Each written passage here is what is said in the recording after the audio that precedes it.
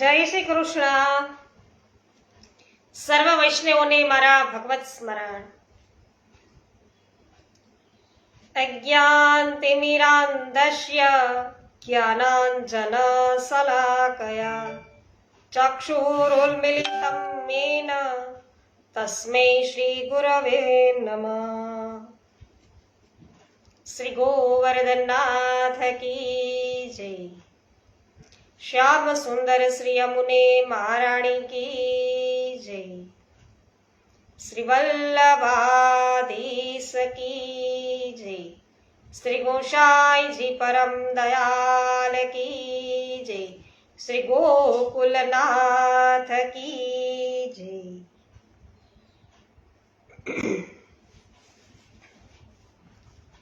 રમેશભાઈ ચાંગાણી સર્વપ્રથમ વૈષ્ણવ. જય શ્રી કૃષ્ણ રમેશભાઈ. હંસાબેન પટેલ જય શ્રી કૃષ્ણ. મનીષાબેન માકડિયા જય શ્રી કૃષ્ણ. ગીતાબેન ભુવા જય શ્રી કૃષ્ણ. કરશનભાઈ ભુવા જય શ્રી કૃષ્ણ. સ્વાગત છે આપ સર્વ વૈષ્ણવજનોનું આનંદના આવિષ્કારમાં.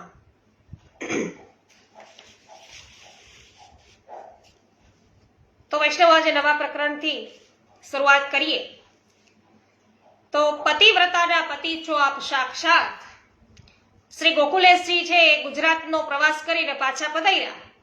તે પછીના વર્ષે સૌ વૈષ્ણવો ભેગા મળી અને તેમનો જન્મદિવસ ગોકુળમાં ખૂબ ધામધૂમથી અને મહા ઉત્સવ તરીકે મનાવવાનો બધાએ નિશ્ચય કર્યો.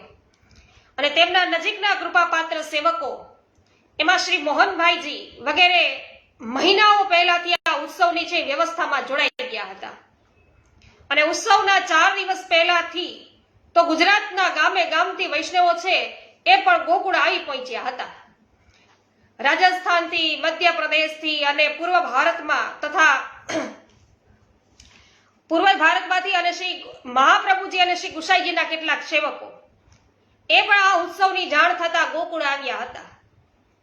તો છઠની મહારાત્રિના આગલા દિવસે પાંચમના દિવસે આખા ગોકુળ શહેરને આસોપાલવ અને આંબાના પાનના તોરણોથી શણગાર્યું હતું.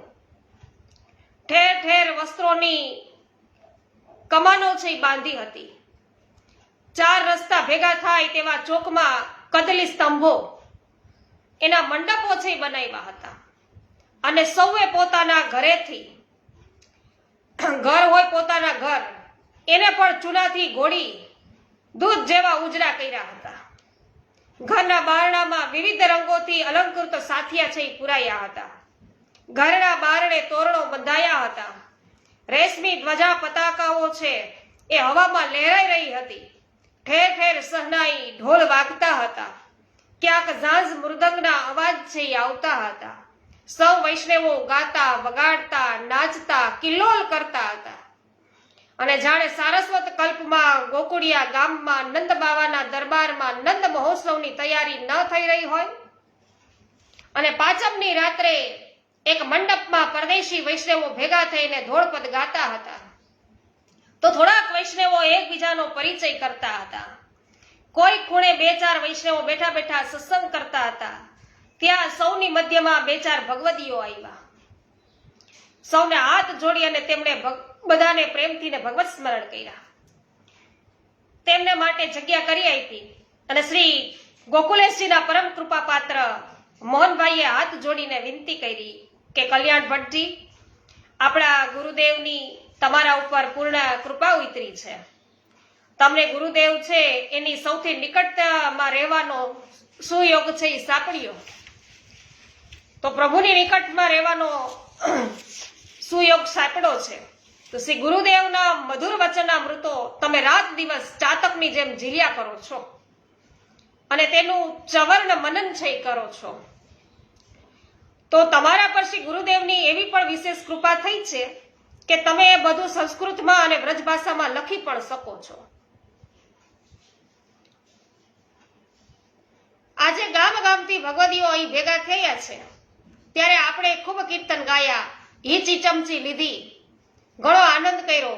હવે બાકીની રાત આ મંડપમાં નીચે છે બેસી અને તમારા મુખેથી શ્રી ગુરુદેવના વચનામૃતો અમારે સાંભળવા છે. બહુ ઓછા ભાગ્યશાળી વૈષ્ણવો અહીં છે. જેઓ ગુરુદેવના ગ્રંથ સાહિત્યથી પણ પરિચિત છે. માટે આજે તમે પેટ ભરીને અમને સૌને બધી બાબતો વિગતવાર બતાવો. નૂતનબેન જાવિયા, નીતાબેન પટેલ, સૂર્યકાંતભાઈ રામાણી, મધુબેન ઊંધાર અને વિઠ્ઠલભાઈ ઊંધાર, વિનોદભાઈ ગજર, મનીષાબેન અઘેરા, આપ સર્વ વૈષ્ણવજનોનું સ્વાગત છે. કેવી પટેલ, આપનું પણ સ્વાગત છે. તો મોહનભાઈજી, શ્રી ગોકુલેશ પ્રભુની સૌથી વિશેષ કૃપા તો તમારા જેવા ભગવદીઓ પર છે કે હું તો વૈષ્ણવના દાસનો પણ દાસ છું. તમારા સૌની કૃપાથી શ્રી ગુરુદેવ છે એ ગુરુદેવે મારો હાથ પકડ્યો છે. તો તમારા સૌનો આગ્રહ છે તો શ્રી ગુરુદેવ પાસેથી જે કાંઈ જાણ્યું છે એ હું કહીશ. તો સૌથી પહેલા શ્રી ગુરુદેવના ગ્રંથ સાહિત્ય વિશે વાત કરીશ. પ્રભુ કૃપાથી જેમને વાંચતા લખતા આવડે છે તેઓ પણ અહીં આવ્યા છે. ત્યારે જુદા જુદા લહિયાઓને મળી તેમની સગવડ પ્રમાણે ગુરુદેવના ગ્રંથો લખાવીને પોતાની સાથે પધરાવી જાય અને દરરોજ સત્સંગમાં તેનું પાન કરે. તો જ્યારે ગુરુદેવ આપણી સામે પ્રત્યક્ષ બિરાજમાન નથી હોતા ત્યારે તેઓ ગ્રંથ રૂપે આપણી પાસે જ બિરાજે છે. ગુરુદેવ છે એ પોતાના ગ્રંથો દ્વારા આપણી પાસે બિરાજે છે. તો જેને શ્રી ગુરુદેવમાં દ્રઢ નિષ્ઠા આસક્તિ હોય તેણે પોતાની એ નિષ્ઠા અને આસક્તિ શ્રી ગુરુદેવે કરેલી આજ્ઞાઓનું પાલન કરીને બતાવવી જોઈએ. કેવળ મને શ્રી ગુરુદેવમાં દ્રઢ વિશ્વાસ છે એમ કહેવાથી આપણું કામ ચાલતું નથી. આપણા શ્રી ગુરુદેવ શ્રી ગોકુલેશ પ્રભુએ સંસ્કૃત ભાષામાં શ્રી મહાપ્રભુજીના કેટલાક ગ્રંથો ઉપર ટીકાઓ લખી છે. તેવી જ રીતે શ્રી ગુસાઈજી રચિત કેટલાક ગ્રંથો ઉપર પણ ટીકાઓ લખી છે. શ્રી ગુસાઈજી મહારાજે 16 ગ્રંથ પૈકીના પ્રથમ ગ્રંથ શ્રી અમનાષ્ટક ઉપર પોતાની ટીકા લખવાનો પ્રારંભ કરેલો, પરંતુ ભગવદ ઈચ્છાથી તે ટીકા પરિપૂર્ણ ન થઈ. 6 શ્લોકો સુધી જ લખાણી. તો આપ શ્રીને ઘણો તાપ રહ્યો કે આ ટીકા તો પૂરી થાય એ જરૂરી છે. એટલે આપ શ્રીએ શ્રી ગોકુલેશજીને આજ્ઞા કરી, વલ્લભ શ્રી અમનાષ્ટક પર ટીકા મારાથી પૂરી નથી થઈ, તો છેલ્લા 3 શ્લોકની અધૂરી ટીકા તમે પરિપૂર્ણ કરો.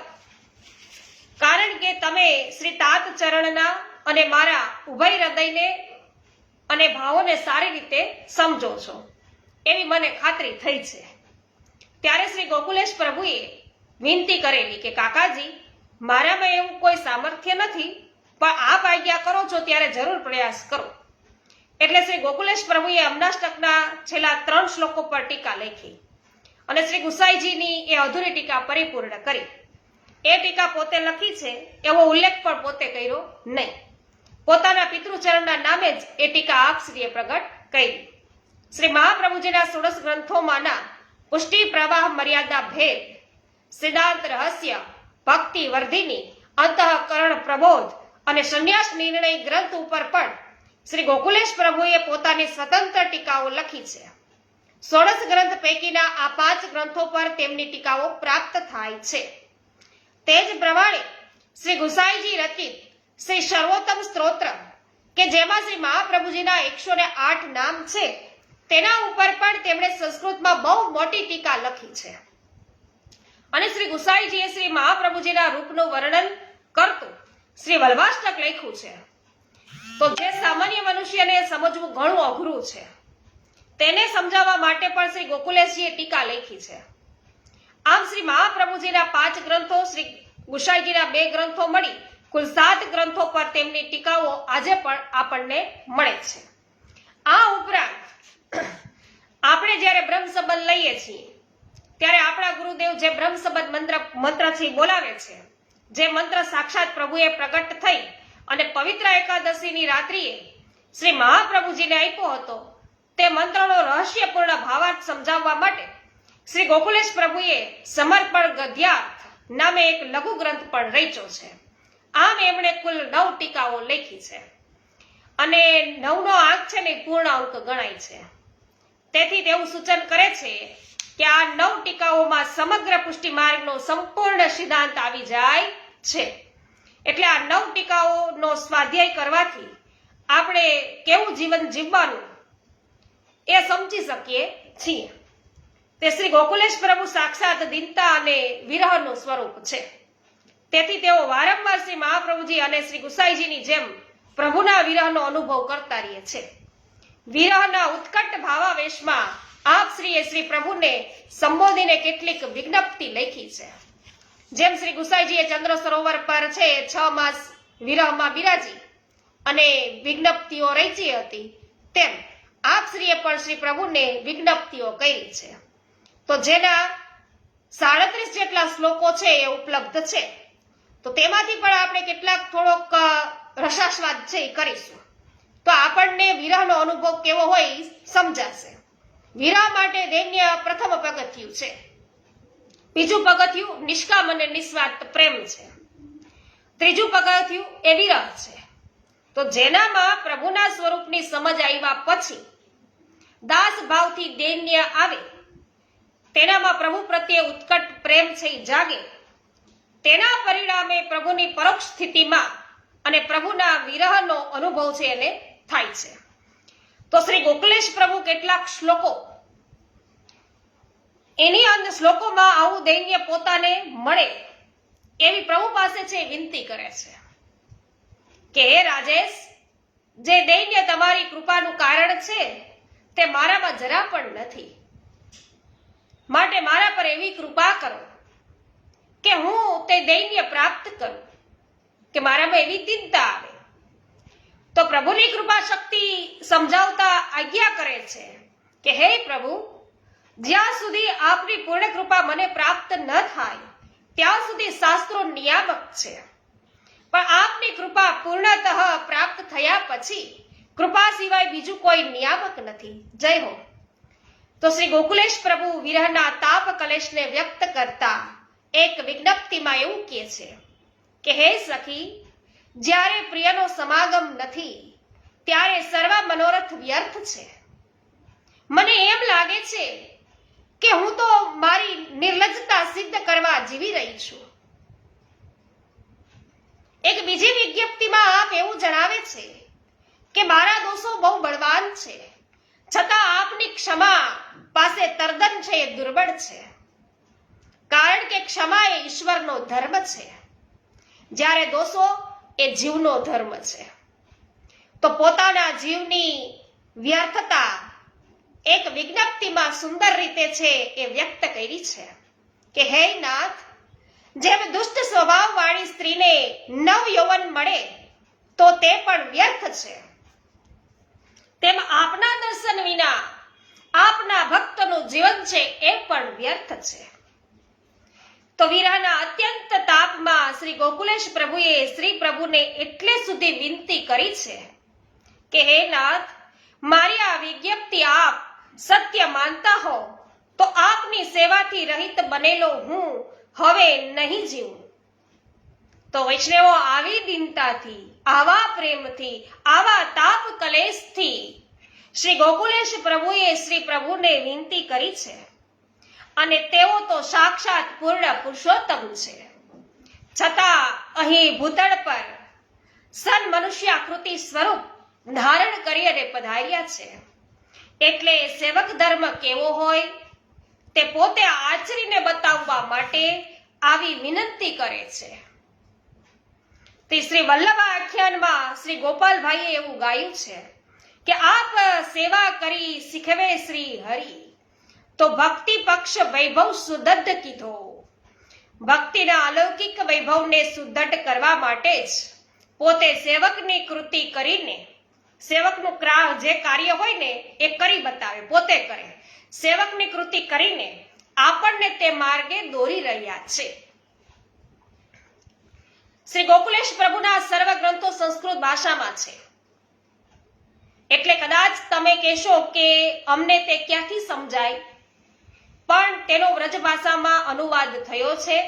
લહિયાઓએ વ્રજ ભાષાનો અનુવાદ પણ ગ્રંથ રૂપે લખી આપ્યો છે, અને વ્રજ ભાષા તો આપણા શ્યામ સુંદરલાલની ભાષા છે, તો તેમને તે અત્યંત પ્રિય છે.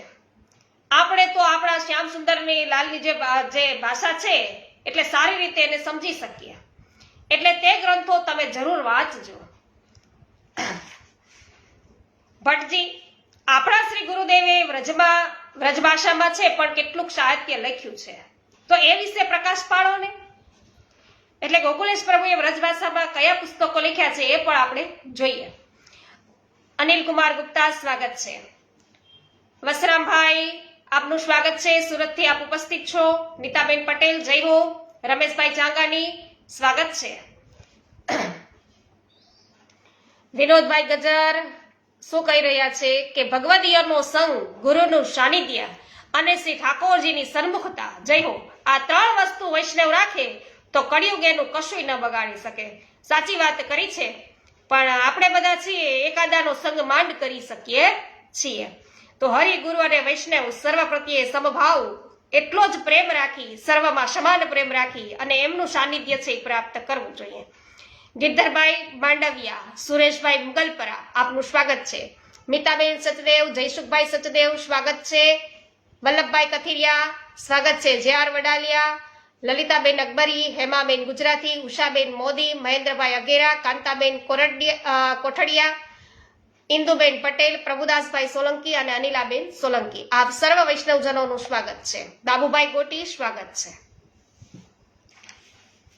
તો હવે વ્રજભાષાની અંદર આપશ્રીએ કેવા કયા પુસ્તકો લખ્યા છે એ જોઈએ. આપણા શ્રી ગુરુદેવ શ્રી ગોકુલેશ પ્રભુ વ્રજભાષાના સૌથી મોટા પુરસ્કર્તા રહ્યા છે. અત્યંત પ્રાચીન સમયમાં આ દેશમાં બે ધર્મ પ્રવર્તકો થઈ ગયા, જેમણે લોકોની ભાષામાં ધર્મનો ઉપદેશ આપ્યો હતો. એક હતા જૈન ધર્મના પ્રવર્તક મહાવીર અને બીજા હતા બૌદ્ધ ધર્મના પ્રવર્તક ગૌતમ બુદ્ધ. તે વખતે લોકોમાં બોલાતી અર્ધમાગધી અને પાલી ભાષામાં તેમણે ઉપદેશ છે આપવા માંડ્યો. સંસ્કૃત ન જાણનાર સામાન્ય લોકોને તેમની પોતાની ભાષામાં અપાતો આ ઉપદેશ ઝટપટ ગળે ઉતરી ગયો અને તેથી તેઓ તેને અનુસરવા લાગ્યા. એવી જ રીતે આપણા સંપ્રદાયમાં પણ શ્રી મહાપ્રભુજી અને શ્રી ગુસાઈજીએ તો તેમનું બહુ સાહિત્ય સંસ્કૃતમાં જ લખ્યું છે. સંસ્કૃત ભાષા છે એ ભારત વર્ષની પ્રમુખ ભાષા હોવા છતાં હાલ તો તે વિદ્વાનોની અને વિદ્યાર્થીઓની ભાષા રહી છે. તો તમે સૌ તે સંસ્કૃત ભાષામાં લખાયેલી હોવાથી સમજી ન શકો અને તેથી શ્રી મહાપ્રભુજી અને શ્રી ગુસાઈજીના મૂળ ગ્રંથો વાંચી ન શકો એ વાત સાચી છે. તો શ્રી ગોકુલેશ પ્રભુએ તમારી આ મૂંઝવણ છે એ બધા એની પારખી લીધી. તો એ તો હીરા પારખું છે, એટલે હીરાનો સાચો ઝવેરી હીરાની ખાણમાં પડેલા કોલસા જેવા કાળા હીરાના પથ્થરને પણ ઓળખી લે અને પછી તેને બહાર લાવી ઘાટઘૂટ આપે અને ત્યારે તે કિંમતી હીરો બને. એમ શ્રી ગોકુલેશ પ્રભુએ પણ આપણા જેવા અજ્ઞાન અલ્પ શિક્ષિત જીવોને શ્રી મહાપ્રભુજી અને શ્રી ગુસાઈજીના સિદ્ધાંતો સમજાવવા માટે આપણી પોતાની ભાષાનો ઉપયોગ કર્યો. એટલે આપે વ્રજ ભાષામાં સાહિત્યની રચના કરી અને આપે એ પણ જોયું કે આપણે સૌ એટલા બધા વિદ્વાન કે બુદ્ધિશાળી નથી કે સિદ્ધાંતો ફટફટ સમજી જઈએ. તો એ સિદ્ધાંતો કદાચ સમજાય તો ઝટ ગળે પણ ન ઉતરે, એટલે મન શંકા કરે એમ. તો આ બધું એ કે વ્યવહારમાં જીવાય ખરું? શ્રી ગોકુલેશ પ્રભુ આપણી નાડ અને મનને પારખી ગયા અને તેથી એમણે શું કર્યું કે આપશ્રીએ દરરોજ રાત્રે સત્સંગમાં શ્રી મહાપ્રભુજી અને શ્રી ગુસાઈજીના સેવકોના ચરિત્રો મેળવી, શ્રી મહાપ્રભુજીના જે સેવકો છે, શ્રી ગુસાઈજીના જે સેવકો છે 84-252 એમના ચરિત્રો એમને મેળવી વ્રજ ભાષામાં એ કહેવા માંડ્યા. અને જ્યારે પહેલા દિવસે તેઓ દમલાજીનું ચરિત્ર કહી રહ્યા હતા ત્યારે પોતે એ વાર્તા રસમાં એવા તલીન થઈ ગયા કે સમયનો કોઈ એને ખ્યાલ જ ના રહ્યો. તે એક ભગવદીયનું ચરિત્ર કહેવામાં અડધી રાત વીતી ગઈ. ત્યારે એક શ્રોતા વૈષ્ણવે એવો પ્રશ્ન કર્યો કે મહારાજ, અડધી રાત આમાં ગઈ, હવે આજની કથા ક્યારે થશે? લ્યો સાંભળો. તો આપ શ્રી દરરોજ શ્રી સુબોધિનીજી એની કથા કરતા. તે સમયે આપે હસતા હસતા આજ્ઞા કરી કે વૈષ્ણવ, રોજ તો કથા કહું છું, આજે તો કથાનું ફળ કહ્યું છે, જય હો. તો આપણે પણ દામોદરદાસ સસારીના વાર્તા પ્રસંગો અત્યારે લઈ રહ્યા છીએ દમલાજીના. તો વૈષ્ણવો આ જે આપણે 84-252 વૈષ્ણવોની વાર્તા સાંભળીએ છીએ ને, એ તો કથાનું ફળ છે. જો અહીંયા બતાવ્યું છે કે રોજ તો કથા કહું છું, પણ આજે તો કથાનું ફળ કહ્યું આ દમલાજીની વાર્તા કરીને. તો કથામાં એટલે સુબોધિનીજીમાં તો જે સિદ્ધાંતો છે તે સિદ્ધાંતો જીવનમાં સહજ રીતે જીવનાર આ વૈષ્ણવો આપણા સમયમાં કે થઈ ગયા. જે સિદ્ધાંતો બતાવ્યા છે એ સિદ્ધાંતો ઉપર ચાલનારા આ બધા ભક્તજનો છે, આ ભગવદીઓ એ જ છે. તો એમણે એવું ધર્મમય જીવન જીવી બતાવ્યું. આ બધા વૈષ્ણવો ભગવદીઓએ એવું જીવન છે જીવી બતાવ્યું છે કે જે શ્રી મહાપ્રભુજીએ, શ્રી ગુસાઈજીએ એમના સિદ્ધાંતોમાં કહ્યું છે. તો એવું જીવન જ આપણા માટે ફળરૂપ છે. બસ ત્યારથી દરરોજ ભગવદીઓની વાર્તા આપ કહેતા રહ્યા.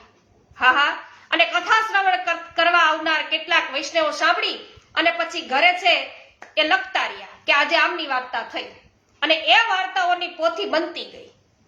વળી શ્રી ગોકુલેશ પ્રભુએ ક્યારેક મહાપ્રભુજી અને શ્રી ગુસાઈજીના નિજ ચરિત્રો પણ કહ્યા, તો તેના ઘરની વાતો પણ કહી. તે પણ વૈષ્ણવોને યાદ રાખી છે, વૈષ્ણવોએ બધાએ યાદ રાખી લીધી, અને નિજ વાર્તા અને ઘરુ વાર્તા તરીકે વૈષ્ણવો તે પોથીઓમાં સંગ્રહિત થતી ગઈ. તો શ્રી મહાપ્રભુજી અને શ્રી ગુસાઈજીએ ભારત યાત્રા કરતા કરતા જ્યાં ભાગવત, વેદ, રામાયણ, ગીતા આદિના પારાયણ કર્યા તે સ્થળો આપના બેઠકજી તરીકે નજીકના સમયમાં છે પ્રસિદ્ધ બન્યા. તો તે સર્વ સ્થળોમાં થયેલા દિવ્ય ચરિત્રો પણ આપે મેળવી અને રાત્રે કથામાં કહ્યા છે, અને તેમાંથી બેઠક ચરિત્ર પણ તૈયાર થયું. તો આ બધું આપણે જે કઈ પુસ્તકોનું વાંચન કરીએ છીએ એ બધી કૃપા આપણા પર શ્રી ગોકુલનાથજીએ કરી. આમ શ્રી ગોકુલેશ પ્રભુએ આવું સુંદર વાર્તા સાહિત્ય આપણને આપ્યું, અને કેટલીક વાર્તાઓ તો ભાવનો સાગર હતી. તેમાં છલકાતો ભાવ એ આપે વિસ્તૃત રૂપે ભાવ સિંધુ ગ્રંથ દ્વારા પ્રગટ કર્યો, અને આપે કેટલાક કીર્તનોની પણ રચના કરી. આમ શ્રી ગોકુલેશ પ્રભુએ વ્રજ ભાષામાં સુંદર સાહિત્ય રચ્યું, અને શ્રી ગોકુલેશ પ્રભુની પૂર્વે વ્રજ ભાષામાં જો કે અનેક ભક્ત કવિઓએ પદોની રચના છે એ તો કરી જ હતી, પણ ગદ્યમાં ખાસ લેખન થયું ન હતું. તો શ્રી ગોકુલેશ પ્રભુએ વ્રજ ભાષામાં ગદ્ય લખ્યું છે. ભવિષ્યનો ઇતિહાસ આ હકીકતની જરૂર નોંધ લેશે કે ભટ્ટી અમે એવું સાંભળ્યું છે કે શ્રી ગોકુલેશ પ્રભુ વચનામૃતના સાગર છે. જ્યારે જ્યારે આપ કોઈ પણ કાર્ય અર્થે બિરાજતા હોય ત્યારે તે પ્રસંગને અનુરૂપ બહુ સુંદર વચનામૃત કરે છે, અને તમે એ વચનામૃતો યાદ રાખીને નોંધ્યા પણ છે. એ વચનામૃતોમાંથી તો અમને કંઈક પાન કરાવો. નૂતનબેન જાવિયા જય હો, સ્વાગત છે. હેમાબેન ગુજરાતી જય હો, કરશનભાઈ જય હો, હેમાબેન જય હો, રસીલાબેન સોજિત્રા, પારુલબેન પટેલ, બિપિનભાઈ ડોબરિયા સ્વાગત છે. प्रवाही जीव और चरसेणी जीव वह क्या होता है? હા, પ્રવાહી ને બીજું સ્વરૂપ પ્રવાહી જીવો છે, એના પછી સીધું ચરસણી જીવ આવે. એનો ઉલ્લેખ ચરસણી જીવનો ખાસ નથી થયો, પણ આપણે મહાપ્રભુજીએ કર્યો છે. અને એ પુષ્ટિ પ્રવાહ મર્યાદા ભેદ ગ્રંથ છે, 16 ગ્રંથની અંદર આપણે વિસ્તૃત જાણી શકીએ. પ્રવાહી જીવો છે ને ક્યારે પણ પ્રભુને પ્રાપ્ત કરી શકતા નથી. એને રસ હોતો જ નથી. એને સંસારની અંદર જ મજા આવે. એને સંસાર સુખ ભોગવવામાં, સુખ દુઃખ ભોગવવામાં પ્રવાહી જીવોને આનંદ આવે. એટલે એ ક્યારે ભક્તિ કરે નહીં, અને એ એક પછી એક જન્મ લીધા કરે. 84 યોનિઓમાં એ ફર્યા કરે, ચક્કરો છે એ ફેરવા કરે. અને ચરસણી જીવો એક પ્રકારે હોય છે, અને એ આપણે આ 16 ગ્રંથની અંદર વધારે વિસ્તારથી છે અનિલભાઈ આપણે જાણીશું. અને એ પણ આપણે જાણી તો ચૂક્યા જ છીએ. આપણા યુટ્યુબ ઉપર પડેલા વિડીયોઝ દ્વારા તમે એ જાણી શકશો. કલાવતીબેન ગોહેલ આપનું પણ સ્વાગત છે. દિનેશભાઈ રાજાણી સ્વાગત છે આપનું. કૈલાસભાઈ નારાયણભાઈ કિરાર આપનું સ્વાગત છે.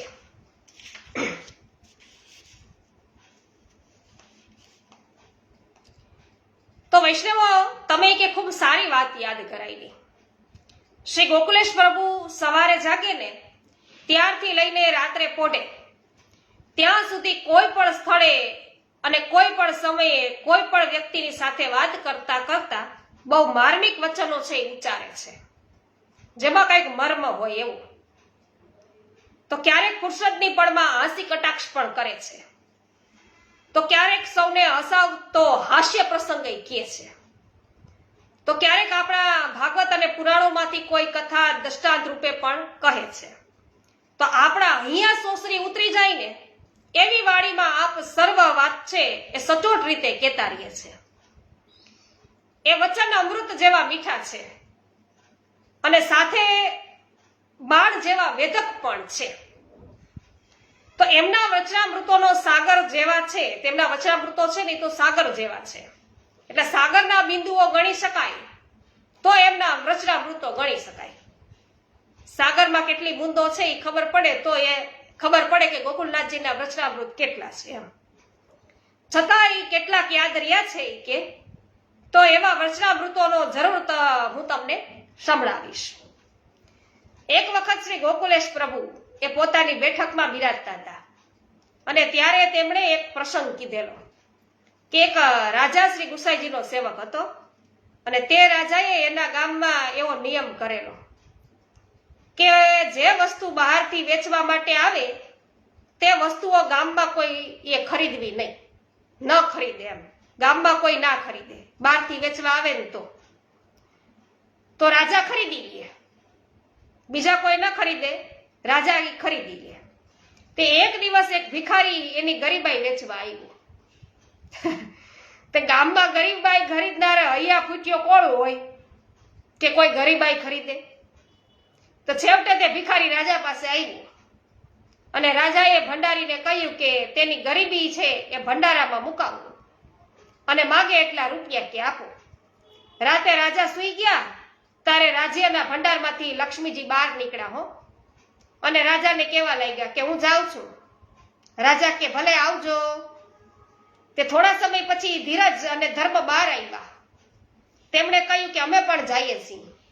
રાજાએ કહ્યું કે વાહ, તમને રાખવા માટે તો મેં ગરીબાઈ ખરીદી છે, તમે શું કામ એમાં ધર્મ અને ધૈર્યની ધીરજ એટલે કે ધૈર્ય. હવે તમે મને છોડીને ક્યાં જશો કે? ધર્મ અને ધીરજ તો શરમાઈ અને રાજ્ય ભંડારમાં પાછા ગયા. તેથી પાછળ પાછળ લક્ષ્મીજી છે ને એ પણ પાછા આવ્યા. એ વૈરા પાછા લક્ષ્મીજી. આ પ્રસંગમાંથી એમ સમજવાનું છે કે જેના જીવનમાં ધર્મ અને ધીરજ રહેશે એના જીવનમાં બધું રહેશે. તો જેના જીવનમાં ધર્મ નથી, ધીરજ નથી, એ ગરીબ બની જશે, દરિદ્ર થઈ જશે. તો બહુ સુંદર વાત બતાવી. હવે એકાદ બીજું વચનામૃત કહું. તે એક વખત શ્રી ગોકુલેશ પ્રભુ એમની પાસે એક વૈષ્ણવ આવ્યા અને તેમણે એવી વિનંતી કરી વૈષ્ણવે કે કૃપાનાથ, આપ રાત દિવસ વચનામૃત કરો છો પણ અમને તો કશું યાદ રહેતું નથી, તો અમે તો કોરા ને કોરા જ રહીએ છીએ, એનું કારણ શું? તે જવાબમાં શ્રી ગુરુદેવે એક પ્રસંગ કહ્યો કે એક પૈસાદાર વેપારી હતો. તે કમાઈ ખૂબ પણ એક પાયે ખર્ચે નહીં. એક વેપારી હતો, પૈસાદાર વેપારી, બહુ કમાય પણ વાપરે કાંઈ નહીં. તેથી તેની કથા છે એ સાંભળવા પણ ન જાય. તો તેની કથા છે એ સાંભળવા પણ ન જાય.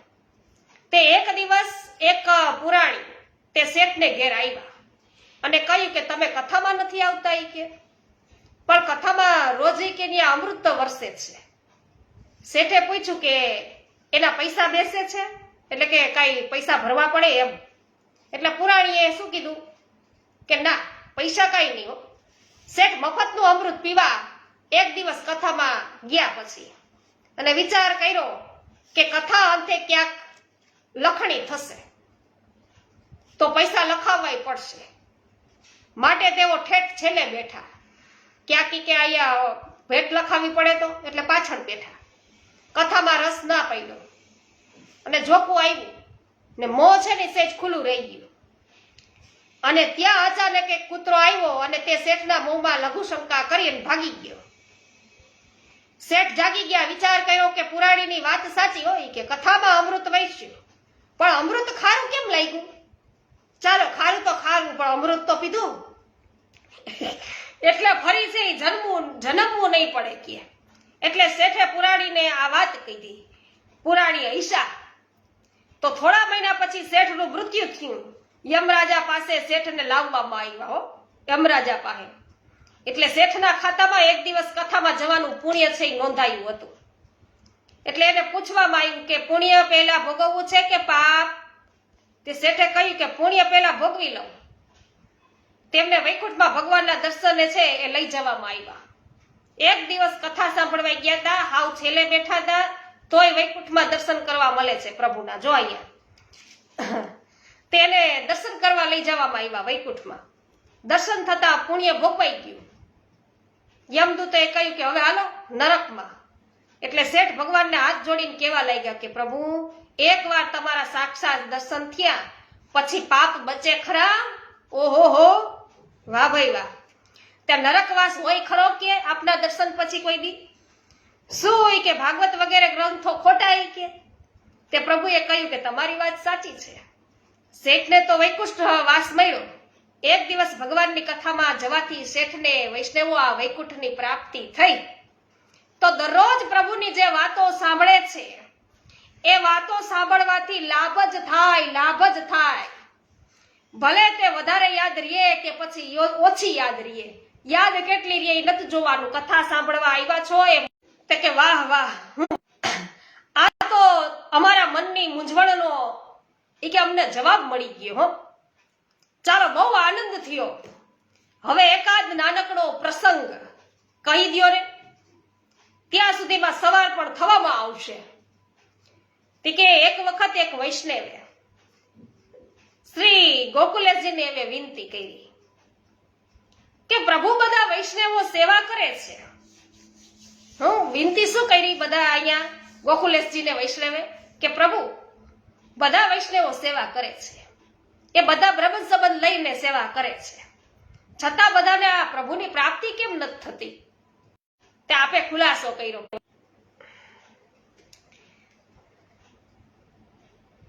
તો અહીંયા પ્રશ્ન શું પૂછવામાં આવ્યો કે બધા બ્રહ્મ સંબંધ લઈને સેવા કરે છે, છતાં બધાને પ્રભુની પ્રાપ્તિ કેમ થતી નથી? તો આપે એવો ખુલાસો કર્યો શ્રી ગોકુલનાથજીએ કે વૈષ્ણવ સ્નેહ વગરની ક્રિયાનું ફળ છે ને મળતું નથી. એક વેપારી છે એ શરીરે બહુ જાડા હતા. અને ઠાકોરજીની બધી ટહેલ પોતે જાતે કરતા. ટૂંકી ધોતી પહેરે, પછી નીચે બેસવા જાય એટલે કાછડી નીકળી જાય, પાછળ ભરેલી હોય ને. પણ સેવામાં એવી તલીનતા કે નીકળેલી કાછડી છે એ ખોસવાની જાજી દરકારી ન કરે. એ પહોંચી ગયા એટલે એમનો દીકરો છે એ સેવા કરવા લાગ્યો. તે તરદન શુક્લકડી મારા જેવો ફૂંકાઈ ગયેલો. તે લાંબુ ધોતિયું પહેરે પણ સેવામાં બેસે એટલે ખોસેલી કાછડી છે ને જાતે કાઢી નાખે. ઓલા તો જાડા હતા નીકળી જાતે, ત્યાં હાથે કરીને કાઢે. તે એકવાર એક જાણકાર વૈષ્ણવ એમની ઘેર આવ્યા. એમને નવાઈ લાગી. એમણે કાછડી કાઢવાનું કારણ પૂછ્યું કે આવું કેમ કર્યું? ત્યારે પેલા ભાઈ એવું કીધું કે અમારા ઘરની એવી રીત છે કે મારા બાપા પણ કાઢતા.